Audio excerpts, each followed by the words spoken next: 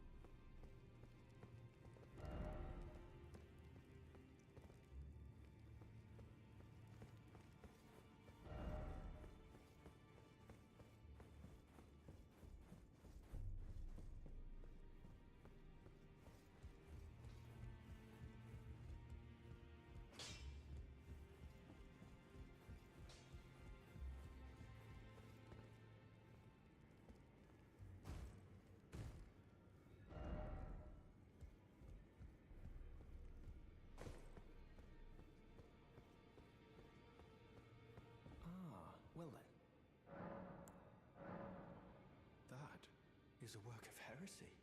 Its incantations bear no lineage from the Erd Tree. Very well. I'll take it off your hands.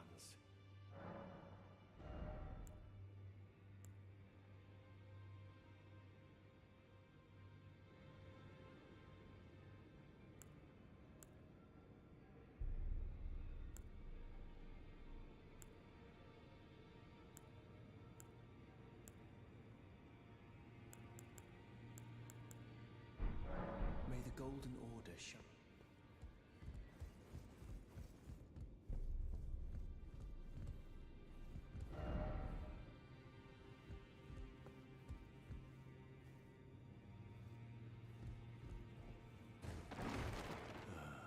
What do you need? I have little time to spare. Oh, are you aggrieved at the notion you are but a visitant here? Then you would do well to remember the first words of grace given to you. Stand before the Elden Ring and become the Elden Lord. If those words held any meaning to you, follow the guidance of grace. Lay low the shard bearers and claim for yourself a great rune. Do so, and the doors to the round tables in the chamber will open, and you will receive the wisdom of the Two Fingers. Once the wisdom of the Two Fingers becomes your own, I'll impart to you a proper welcome. As a true member of the Round Table, I have high hopes for you. I'm sick and tired of them. These namby-pamby tarnished think us no more than a shelter from the rain.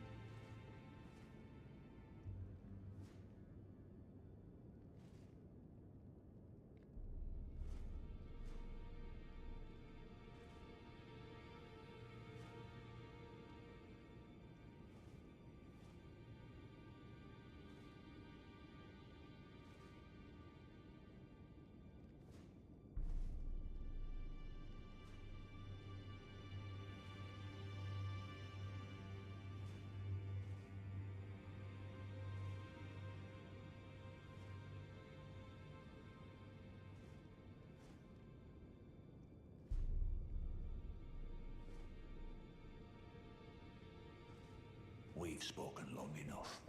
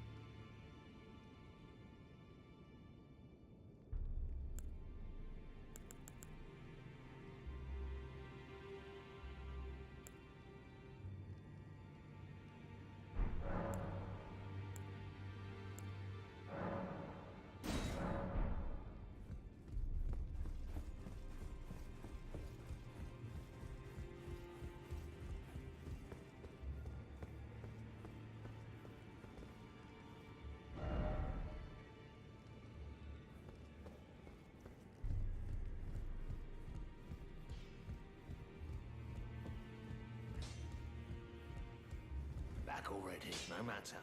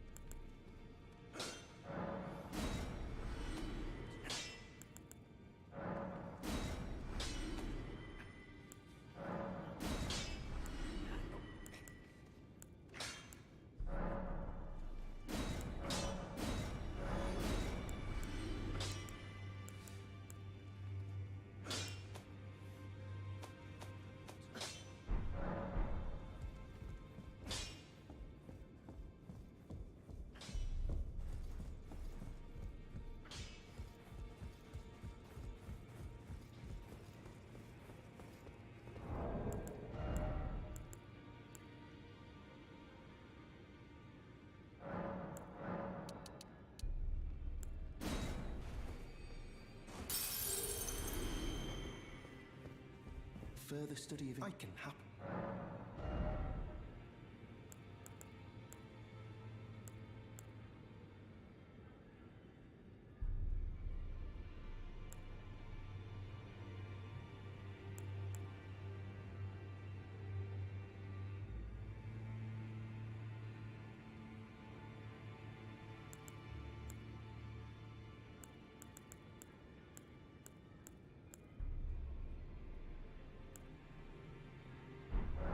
May the Golden Order show.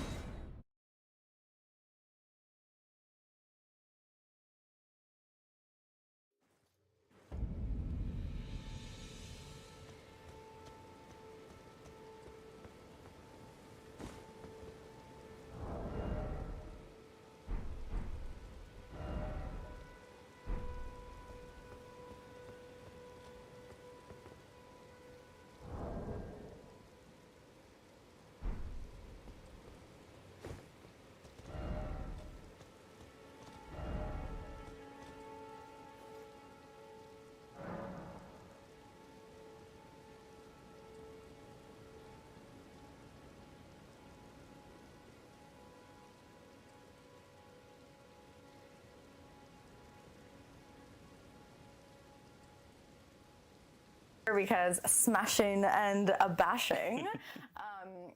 Yeah, which I actually forgot to do earlier in the game, but that's okay. So yeah, I was actually able to like activate 3 times twice after that, because I had finished off the Storm Fiends. Then I was able to activate these guys right away, which was awesome. And then just for shits and giggles, I was able to a couple brutes. Yeah, activate a couple of those brutes over there. Yep. Yeah, so I cheated my battle tactic. I even just for fun decided to stomp your Arch Warlock. Yeah. He survived on 1 wound from the shooting attacks. Yeah. And I even did all defense on him, and he survived on 1 wound, but you were mean and you had to stomp him to kill him. I did, actually. Things that can, like, I don't know, as soon as I find out there's a model that can buff up things, I immediately want them away. I don't want them anywhere. It was like my last game with these guys and with Ilaria, I was like, nope, don't like that. She's dying. Yeah, and then there was the Warsong Revenant after that. I was like, I must destroy. So that was on my destroy list. Yes, more warp power. You want to kill the guy that can for sure. And as we've discussed, like this game could have been completely different if you would have not chosen to roll with your really shitty dice. Yes. You did. It's 100% the dice fault. Yeah, 100%. There's no other tactic behind it except those stupid orange dice. These orangies have won tournaments for me by just casting. But I guess not with Skaven. You have to find new Skaven casting dice. 2 Skaven dice. It's a good call. Can we all convince Ridge to get new Skaven casting dice? Let's do it. But yeah, it was good. Pretty much just consolidating. You knew it was going to happen, just smashing the Storm Fiends in the middle. Great that you could use Mighty Destroyers and get over on the back end of here. Yeah, exactly. To just make sure you're, get everything. And we kind of wanted to see the guy on foot do some work. Yeah, but that's true. I kind of had to make that decision to, like, I had gone in with my brutes because I felt like I could do more damage than just way more damage attack. So that's why it would have been fun to see him do literally anything in this game, but I guess he was just there for moral support. So. Yeah. Having another foot boss is great for Mighty Destroyer, or just, doing those things. But as well, he, like Carl's ran him with the Destroyer artifact, and even he can do a ton of damage. Yeah. Plus 3, It would have been fun to see him kind of do more, but yeah. I think the moral of the story is what I said in turn 2 and 3 is, not getting more warp power off, not getting spells off that you need to get off to stay in it, and then just both of those prios obviously are huge. Yeah, for sure. Like it, and I will kindly remind you again, you got that one because of your stupid dice. So, sorry. Makes sense. Yeah, it's the only way that makes sense right now. So pretty much in my turn, there's nothing I can clearly do here now. There is a small victory that I think I can get if I can finish this big Maw Crusher off, which I tried to do before. Yeah. So I'm going to just quickly roll.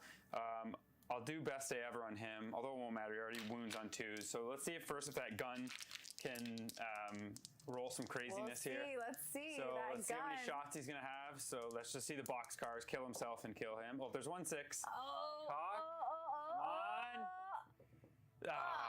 Still, that's 18 shots. I would be able to do heroic recovery. You would, yes. That's 10. So you would, so because it's over his bravery, I don't get it. You wouldn't get it because the gods want me to kill him. So this is just going to be straight up just 4s and 4s. No +1 damage, no fun stuff, but it's hopefully going to be enough. So that's 1, 2, not great. 3 at -1. You can definitely roll. I don't know. Would you steal my CP? Yeah. How many would you get here? I would get 2, right? To start. So you'd get you get 1 for your turn. So on a 6, I would steal it. No, I don't. Oh, okay. So I use all at defense. Okay. So we'll go from it would be 2 up, back to 3 up. Back to 3. So 3 ups. Yeah. Roll 2 1s. 1. So he down to 1 wound. Combat phase. I'm gonna pile this boy 3, staying closer to the brutes, but getting within 2 of the mega boss. And he is going to forget your little rats use all out attack. I don't care about that. Okay. So this is gonna be 2s. 4 at -1. Okay. I guess I could have even tried to like cast, Howling Warp Gale, Arcane Bolt, all these things, which would have been a lot easier, but he's got to do it with his scythe. So I'm 4 again. You don't have any CP this time, so it'll be okay. 4s. So 4s. Okay. Yeah. There you go. Yeah. Get out of here, Megabots. Yeah, you killed So the him. Warp Seer does it. I obviously would have bring it down. Yeah. So I would score that. You can't get this point. I could retreat him, but I wouldn't be able to kill him. So that was just a little bit of fun for moral do something. Yeah. So I would score. I think more than anything. Yeah. So 2 plus 1 killing monster with a monster, so I'd get 4. Yeah. So I would end at 7, 10. You would it'd be 10 plus your last turn, which would be whatever the math is. You'll see it on the screen, 15 or whatever it is. But yeah, I think this is what, like, Ironjawz just does so much damage, and like we said all game. So this is I guess the recap. Like we said all game, yeah. We don't need to talk more about getting spells off and stuff. What do you think about Ironjawz? I know you've played OBR and you've played Giants. Sons of Behemoth, yeah. How do you like them? So I think so far I kind of enjoy this army more than the other two, only because like there's like the smashing bashing aspect of it, but then there's also like some more like technique involved with the teleporting and using the war chanters and like more artifacts and things like that. So yeah, I definitely would like to continue playing this army.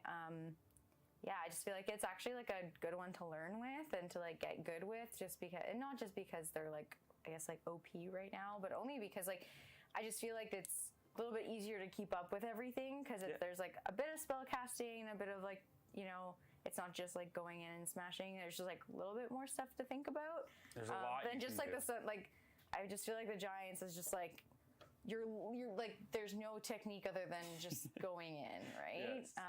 So you think that, and many other people in the community do as well. Yeah. So it's like I just and it's not that like I'm not to negate like that they're fun to play. They are. I enjoy them. And they're good, and they have a place for sure. Yeah. But I just think that like they were really great to start off with, but now it's like, now that I'm starting to understand the game more, it's kind of nice to have a little bit more to play with, and to like I think that actually helps me learn more, right? As you develop too, this is a very much an army. Like I played them a bunch in AOS 2, and it's so amazing when you can teleport something, then do Mighty Destroyers, move those 3 units, then you can, you know what I mean, charge. Like there's so many mechanics, and it helps exactly as you as like a learning player. You don't want to have the crazy things, but just having options, and like it really makes you learn piling in and learning when you should activate with these, you know, other than having the smashing and bashing and being able to just him, then them.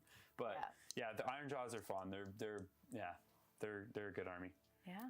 Okay, awesome. Well, with that, we're gonna end it here. Cass doing another pounding on the boys here. I don't know. Yeah. We might have to bring someone else, like another guest in to beat you or something. Yeah, but I went in from the front this time, not behind.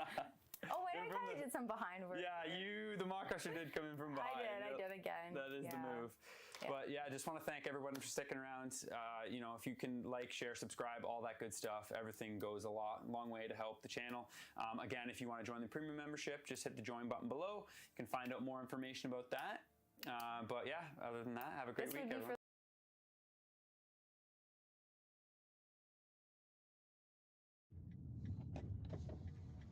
Сломались, пацаны. Сломались. Можно оттащить на Россию обратно. А вы хоть знаете, куда вы едете? Нет. Куда?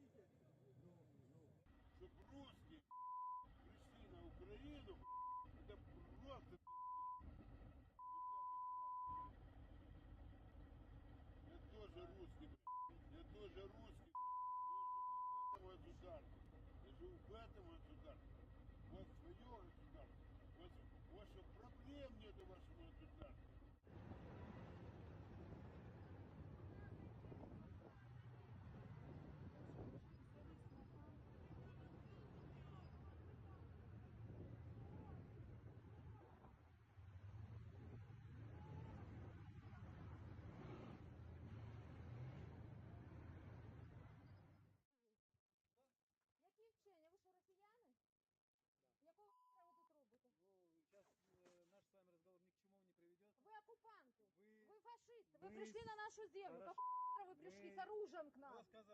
Возьмите семечки, положите сырые, чтобы хоть подсолнухи росли, когда вы здесь пляшете. Сейчас наш разговор ни к чему не приведет. Давайте не будем усугублять эту ситуацию. Пожалуйста. Как усугублять Пожалуйста, ситуацию? не будем усугублять ситуацию. Наш с вами Ребята, разговор ни к чему не Ребята, приведет. положите в карманы Ничего не семечки. решит наш с вами разговор. Я поняла, положите семечки или Хорошо. семена цветов. Вы здесь семенами и ляжете.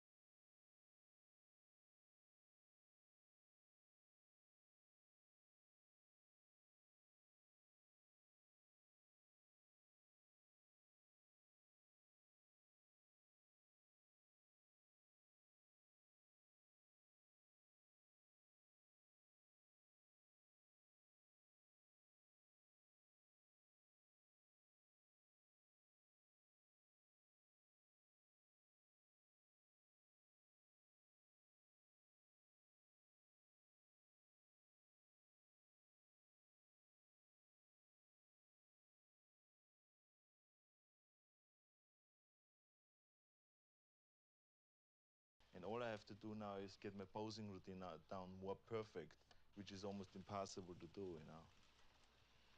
It's perfect already. Oh yeah, it's down to a point. Wait when you see it.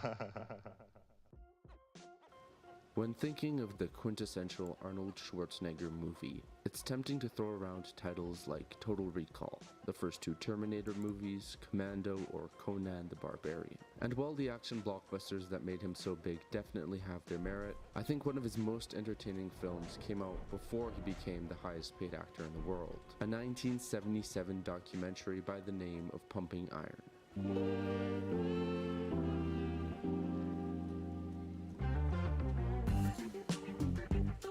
Unsurprisingly, before Arnold was a movie star, he was a bodybuilder. And he wasn't just a bodybuilder. He was the #1 bodybuilder. And you are the top bodybuilder. Right, yeah. How long have you been the top bodybuilder? Well, I've not been beaten for the last 7 years. The documentary follows the 3-month build-up towards his 6th attempt to take the trophy for Mr. Olympia, the biggest bodybuilding competition in the world. One of his competitors is Lou Ferrigno, who you might recognize as the Incredible Hulk before CG. The primary storyline of the film is the rivalry between these two. In many ways, they are polar opposites. For Arnold Schwarzenegger, winning is a fact of life. He does everything in his power to win, even if it means sacrificing his relationships. And it was in a way a sad story when my father died, because my mother called me on the phone and she said, you know, your dad died. And this was exactly 2 months before a contest. And I didn't explain to her really the reasons why. You know, I had other excuses to her, because how do you explain a mother whose husband died? You know, you trip. I didn't bother with it. Our image of Arnold is a cold-hearted, charismatic, extroverted champion, unhindered by doubt, fear, or even empathy. He is dirty blonde, radically honest, and always surrounded by beautiful women or his gym bodybuilder buddies. He works out at Muscle Beach, or in Gold's Gym in California, so it's almost as if his setting is a function of his identity. Lou Ferrigno is his polar opposite. He's never won a Mr. Olympia before, let alone tried to. This is his first attempt at going professional. He is the underdog in almost every way, while also juxtaposing almost everything we know about Arnold. Away from the sun, he works out in the confined darkness of his private basement gym. His hair is charcoal black. He is introverted and quiet. His dad, who is also his personal trainer, serves as his mouthpiece and doesn't always paint Lou in an appealing light.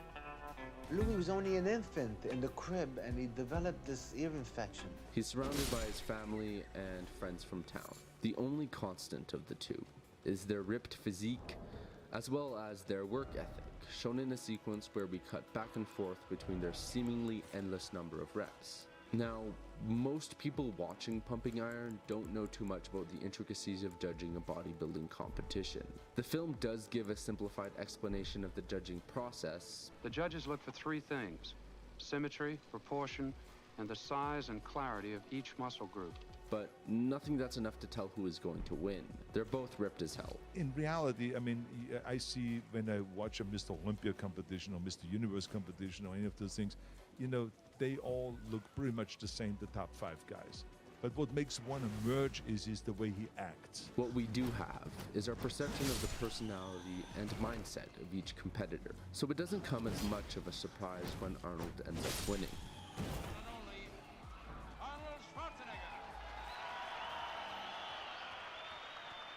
Not just because of his track record, but his willingness to do anything to win, including psychological warfare, or strategic bullying, to break down Lou's self-image and confidence. They should have it in a month for him. He's not even in shape yet. I mean, gee, he didn't get the timing right, I'm telling you. A month from now would have been perfect for you. So I felt, you know, one should use the psychology, one should use everything in as far as food supplements is concerned. You know, use your best, you know, posing trunks. Try to use the sun out there and work out in the sun so you get tanned all around. Use the best posing routine. Just really give me a 10 of everything. Then you have a shot of winning. And psychology was definitely part of that. But what if I told you that the filmmakers of Pumping Iron just lied to you? That the personalities of both Arnold Schwarzenegger and Lou Ferrigno were fabricated, accentuated versions of reality, all in the goal of making the documentary more dramatic. A lot of Arnold's stories were made up because he thought it'd make the documentary more interesting. The reality is, I made up a lot of this stuff because I felt like that's the way you get attention. You have to, I believe that the more sensationalistic that you are, and the more outrageous things that you say, the more you get quoted, the more you get in the paper, the more the sport of bodybuilding will benefit, because the more stories we will get about the sport of bodybuilding. In his book, he admits that his story of being unaffected by his father's death was made up to create the image of an emotionless winner, as well as his awe of dictators to set him up as a villain against Liu. I was always dreaming about very powerful people, dictators and things like that. Arnold said outrageous things to both make the film more interesting and showcase his charisma on camera to get the attention of any Hollywood producer who might be seeing the movie. It worked on both fronts. Arnold and his stories and one-liners is, in my opinion, by far the most entertaining part of the film, and a producer named Ed Pressman saw the movie and cast Arnold in his first major starring role. The filmmakers also created an exaggerated version of Liu, who had plans to train at Gold's Gym, but the filmmakers thought it would make a better counterpoint to Arnold if he trained somewhere dark and confined, so his shyness would be a better contrast to Arnold's sunny personality in the open spaces of Muscle Beach. When I saw it for the first time, it made me very angry, because I suddenly saw how it was portrayed. I was afraid people wouldn't like me. I was afraid people were going to look down on me, because the fact that here's a kid from Brooklyn, he's deaf, he can speak, he's down with the film, while playing city, another time, I felt like a freak.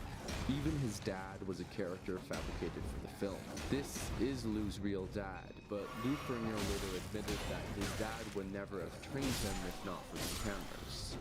What Butler invented was Matty Ferrigno's actual involvement in his son's bodybuilding career.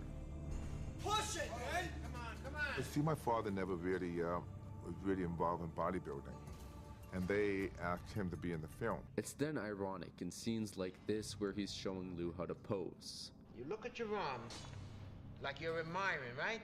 You're admiring what you're gonna show them. And then you go, boom, like you're saying, take a look at this hump, something like that, okay? Now you might be thinking right now, they made things up, so what? Well, here's where the really interesting part comes in. I think that by filming the documentary, the filmmakers unintentionally altered the results of the competition. Remember that all of Arnold's fabrications were simply stories he had to make up, while Liu actually had to change his training regimen. He was going to train at Gold's Gym in California, where he would have gotten more of a tan, which is something that judges look for in a contest. Liu could have also been pushed to train harder if he would have been around other professional bodybuilders. Here I am in New York wearing sweat clothes. I got everybody around me in the gym that 1/3 of my size, people not looking like bodybuilders. You could see this one scene I'm walking in, and one guy doing a dumbbell curl. And it's hard to stay motivated. Now, there's a lot here that I don't know. There's a good chance that even if the filmmakers didn't interfere, Arnold could have still won. But I believe there's a chance that Liu could have. Maybe I'm wrong.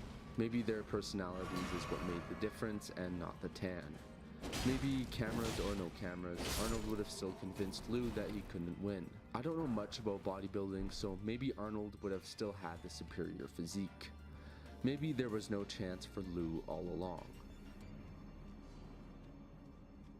And maybe the filmmakers made the right call making it the way they did. Because Pumping Iron succeeds in creating an entertaining story. It finds the drama in reality. By showcasing the polar opposite personas of each man, we empathize with each one in different ways. In many ways, the film does what any great documentary should. Through loud grunts and a funky score, it brought bodybuilding into the mainstream, kickstarted the fitness craze of the 80s, and the career of a global superstar. It also made Liu more famous than ever. In the same year that the documentary was released, Lou Ferrigno signed a contract with CBS so that they could film him with green paint on him. But despite its success, does all of this deception make Pumping Iron a bad documentary? If the purpose of a documentary is to show a subject impartially, and give the audience an objective eye to look at the subject, then yes. Pumping Iron is a terrible documentary. It makes up parts of its story to enhance the drama, and may have even unintentionally changed the ending by doing just that, which is not what an observational fly-on-the-wall documentary should do, but I lied to you too. Throughout this video, I repeatedly called Pumping Iron a documentary. Pumping Iron is not a documentary. It's a docudrama, a blend between reality and fiction. Of course, no documentary can be truly objective. By constructing a narrative, you have to be subjective in some ways. By choosing to film particular subjects, you leave out others. By asking certain questions in interviews, you look to elicit a particular answer. The very act of editing a movie together shapes the audience's perception of your subject. You could leave out or leave in things that may make them think or feel differently. The documentary filmmaker is engaging in a medium that cannot ever be objective. Neither should it be, because objectivity is boring. To be engaged, we have to be following a story, and taking creative liberties to make the story even more engaging is the cost that Pumping Iron took that paid off in many ways. When watching a film that documents real events, it's tempting to believe that what is being displayed is real. Truth is, there are many ways a documentary manipulates the truth in pursuit of an engaging story. Just because it's labeled documentary, it doesn't mean it isn't a docudrama. But honestly, what is the value of objectivity in the face of giving the world this? Satisfying to me as coming is, you know, as having sex with a woman and coming. So can you believe how much I am in heaven? I'm like getting the feeling of coming in the gym, I'm getting the feeling of coming at home, I'm getting the feeling of coming backstage when I pump up, when I pose out in front of 5,000 people, I get the same feeling. So I'm coming day and night. I mean, it's terrific, right? So, you know, I'm in heaven.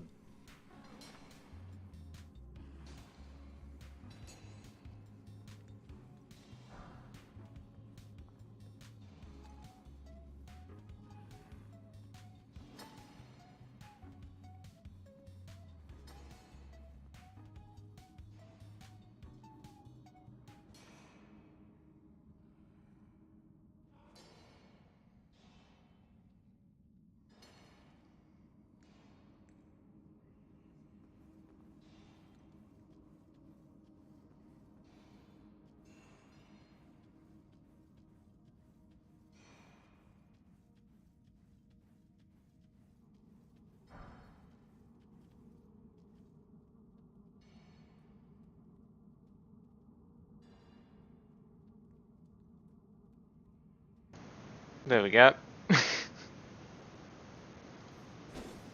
Those miners look painfully burnt, pumping iron in the docudrama. Yeah. Beware of jump attack.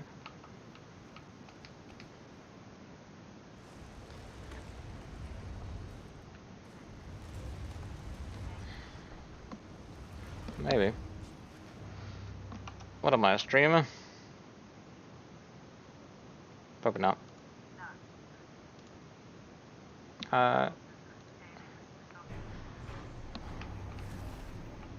Oh yeah, look at that.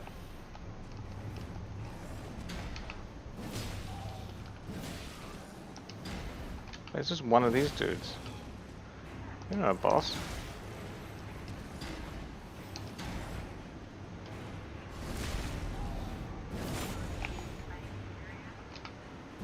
Apparently.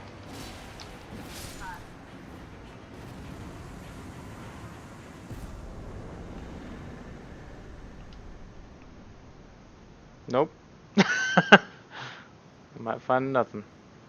Look at this gold.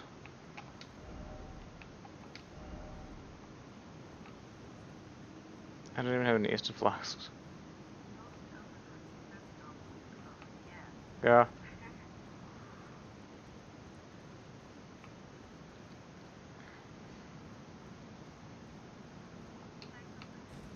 No.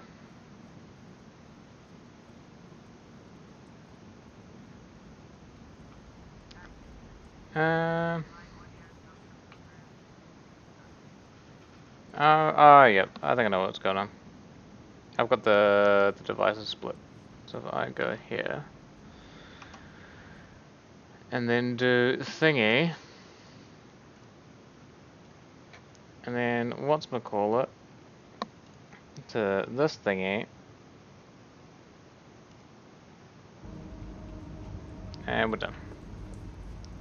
Now you should have I had my both. booster shot yesterday. I think you told me about that. I thought that I had gotten away with not having the side effects. Turns out I did not get away without side effects. I woke up this morning with the most achy bones. My finger bones ache. Yeah. Yeah. I also had to go to the doctor, so I couldn't just stay in bed all day feeling sorry for myself. But then I got to the doctor, and the doctor was like, well, we've tried everything. I don't know what else I'm supposed to do to help you. Not about the booster, but about my regular IBS issues. Hmm. Oh, not what you want to hear? No, but... Yeah, it was sort of a... I went in because I was having issues with my side effects from the nortriptyline. But we are trying out to see whether a different triptyline, amitriptyline, will work. Ah. Ami means friend in French, so maybe it'll be a friendlier one? Sure. Seems plausible. I don't know what they're supposed to do. Make you lean? Oh, it's just supposed to and help trip? with gut pain. I should have probably gone to some kind of place with health in it. Yeah, before you got attacked by giant bats. Yeah. Classic. Bats in a cave? Haha. Not on my watch. Hey, there's something up there. Also, this place is full of smithing stones. Yeah. But also, where the Your hell... sword's now the best ever. There's a grace that you could get some sitting by the fire points for. Yeah, that's what I'm doing. I'm just being lazy and fast traveling to it. You walked past it. I didn't see it. Why don't you tell me?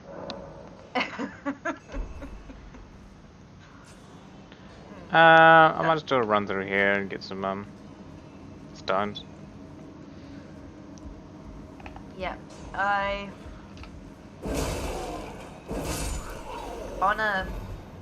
was on a bus. Yeah. No. As people do to get to places. And there were two people who were conspiracy theorists involved with the protest. Oh, yeah. Loudly talking to one another with no masks on. As I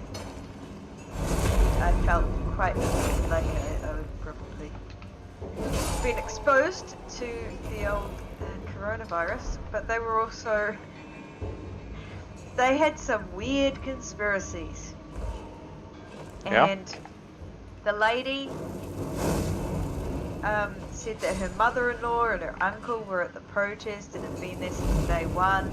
And she had a pram with like an itty-bitty baby in it. And she said, oh, the only reason I'm not is because of the potential for violence. And then she took a phone call from someone who apparently had been arrested at the protest. And she was trying to tell him to contact her uncle for help about what to do now that he's been arrested. But yeah, it was... Sorry, which part of this is a conspiracy theory?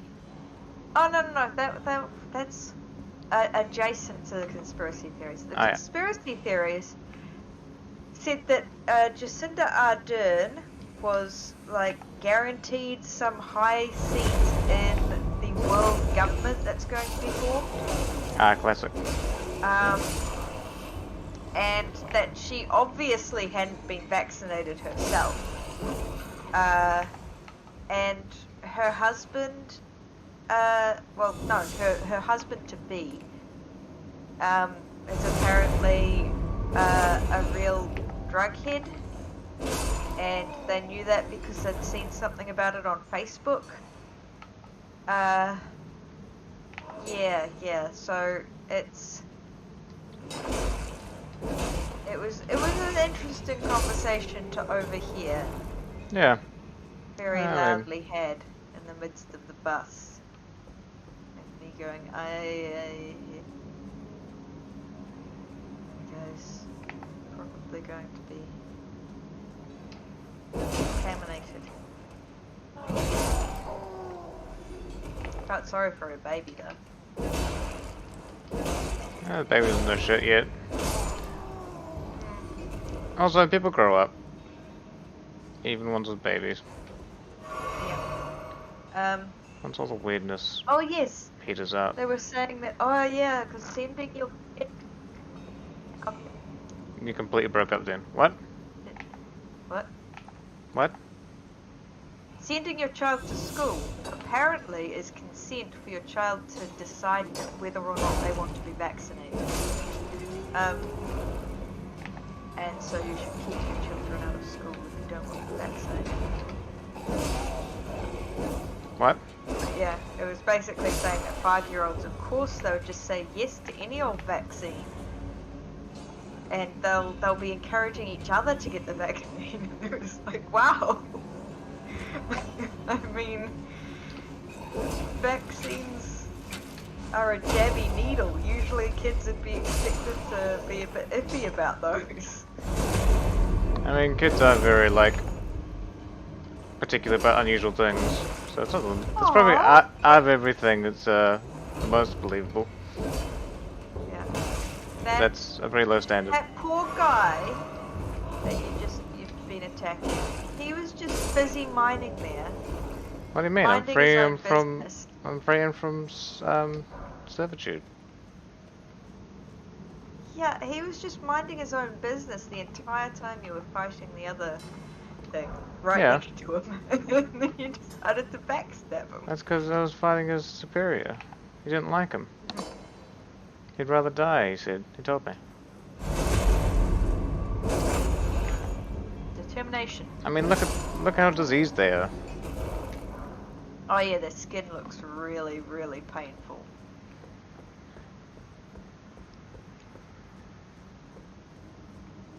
Well, I think I've got all the goodies.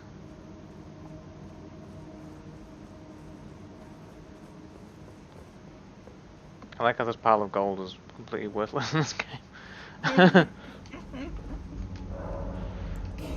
Well, I mean... Is it mystical glowing shit that goes into my body? Nope, I don't want it. Is it some random rocks we found lying about? Yeah. Is it literally just a mushroom?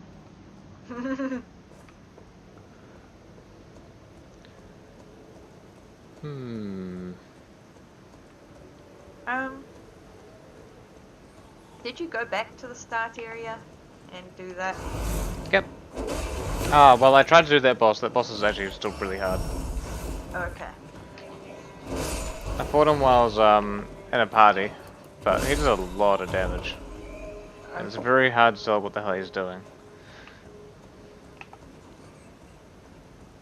So I tried that for like 5 or 6 tries and died 5 or 6 times. But I wasn't even like really making much of a team. I was like in like a 3rd down. Okay. I was like, I don't have the patience for this. Not right now. Since then I've just been kind of wandering the wilderness, as you do. Yep. As you do. Look, sleepy plants.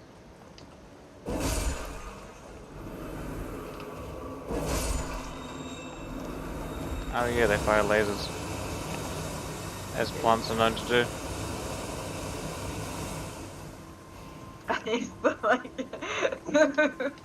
It's called an orbital strike down. Yeah. This fleshy person.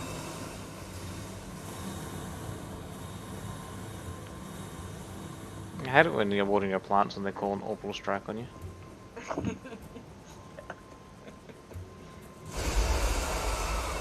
Oh no, demi-humans. Oh, they got red eyes. Still weak as shit. Is that dangerous? No.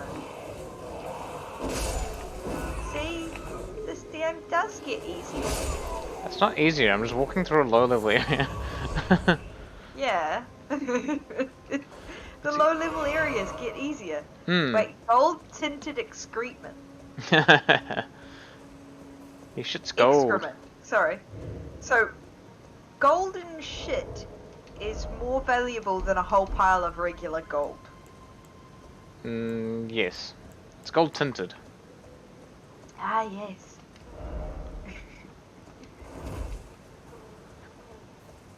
Oh, it's Fat Tuesday. Fat Tuesday?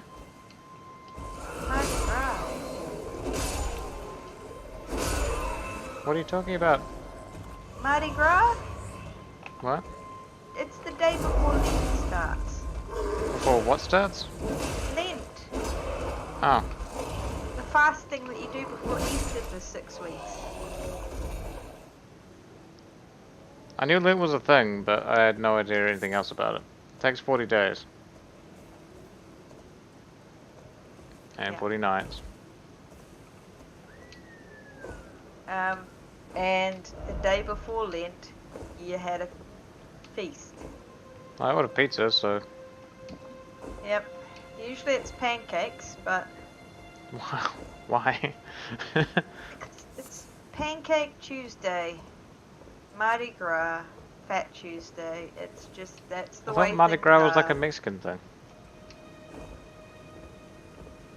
It's a Catholic thing. Mardi Gras a That's Catholic why you thing? put it... Oh gosh. Yes, it's... Why? Because it's like, okay, you're gonna starve yourself for a while, then make sure you eat beforehand. But isn't that also a concert? What? Isn't it like a festival as well? Yeah. Yeah, it's What's a festival. What's its Good, relationship to because- the religious thing? I feel like there's a way better explanation than what you're telling me about. So, Lent is about going without. And sort of a solemn time in the lead up to the celebration of the death of a god. And before that, Right? you have a binge, boy. And because you're having to do that, you have a binge beforehand because you're still human. So you have a binge before and then you have a binge after. And that's Easter for you.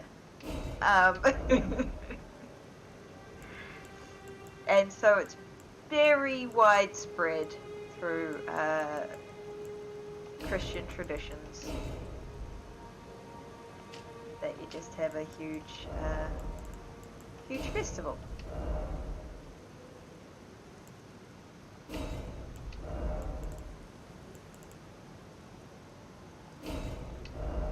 Yeah. But still no ring? Elden Ring?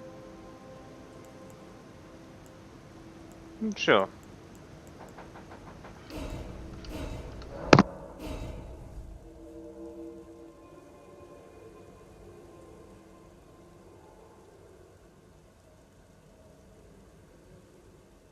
Yay. Why is there a little archway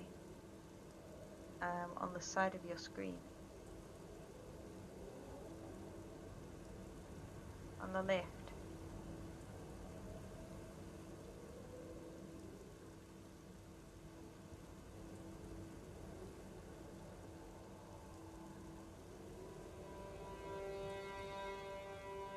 Why is there suddenly simply silence?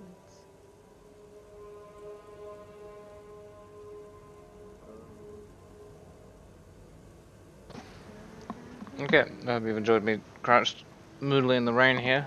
My pizza's... I wasn't crouched. Ah, Pizza's got here. yeah. But yeah, I've been like taking some time off work earlier in the week because she wasn't feeling well. We got our Rona tests and came back negative and all. Still means I've got whatever she's got, and boy am I sleepy. Are they... Did you take the rat test or the other one? The proper test, Okay. the PCI. Yeah. So it's not Rona, Yeah. but It's just... I also don't get... Well, it's not that I don't get sick leave off, it's just I'm also taking time off this weekend and I've got a junior. And they need someone to tell them to do shit. And there's a lot of work to do, so... That's this is sort why... of, you've got to plod along and try to stay awake. Yeah. But boy do I feel like shit. I forgot what I was talking about. I'm gonna jump off and eat some pizza. Some high energy food. Yeah, do I want to play Civ? I was kind of thinking of doing some Warhammer stuff, but I might come play Civ. I don't know. I'm not going to be able to like continue the game. That's the thing. because I'll be away on the weekend and stuff. So Yeah. kind of like I'll just be here for like 2 hours of a game, and then you guys will start another game. It's like what? I don't want to make people start another game that's not really real necessary to do. I'm not like super enthused about playing it, but I'll come hang out either way. Yep. Yep. But yeah. Hi, Pulse Access. Or Dark Void, and or Dark Void.